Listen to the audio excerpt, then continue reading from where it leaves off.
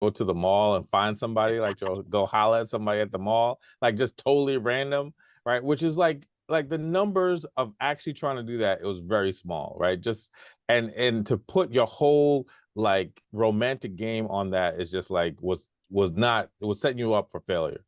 But I think like there's a way now that people can connect, can vibe in lots of different ways through, like I said, through the apps, through school, through work, through places where they meet people. I think the challenge is like many of us, we just don't know what we want. And then we either don't know how to go and ask for it. Right. And then if we do ask for it and we get maybe rejected, sometimes we take that real personal.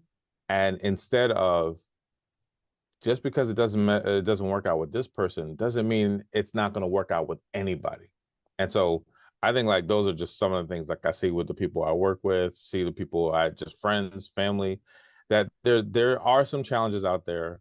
There are some mixed messages because there's been, I think there's people been who have been out here saying a whole bunch of reckless things about relationships that are just not true. And as a result, some people have fallen into that trap.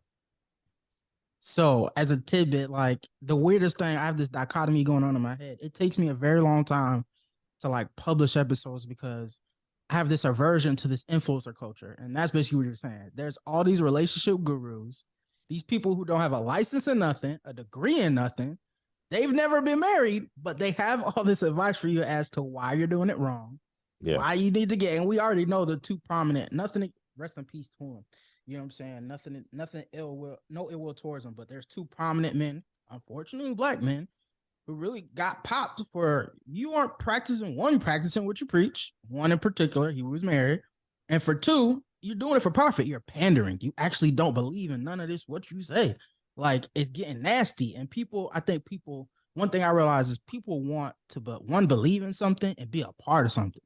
Yeah. Like, and they Yeah. taking advantage of it. And that's getting into a relationship. Now, one thing you said was like, so you think this is just you make this quick, yes, so you think the dating apps are kind of like advantageous? Like this is something For you some would like. people, like, you know, Okay, okay. I think for some people, like what I'm saying, like me being an Xer, like I had to become comfortable with the thought of an app. Now, like if we go way back, right, like that was the early days when stuff like MySpace was coming through. Like people Mm, would use online features to try to connect with people, but it wasn't like an app, right? When you talk to yeah. boomers, they're like, no, I'm not trying to do that. No way at all. But when you go like millennial and Z, like that's just a way of life. I was just saying this like the other day.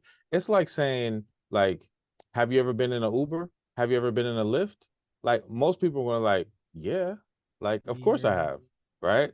So like it's the same thing as like, have you been on Tinder? Have you been OK Cupid? Like, yeah, like it's just it's a natural thing. Whether it's super successful or not, it's another avenue that people take.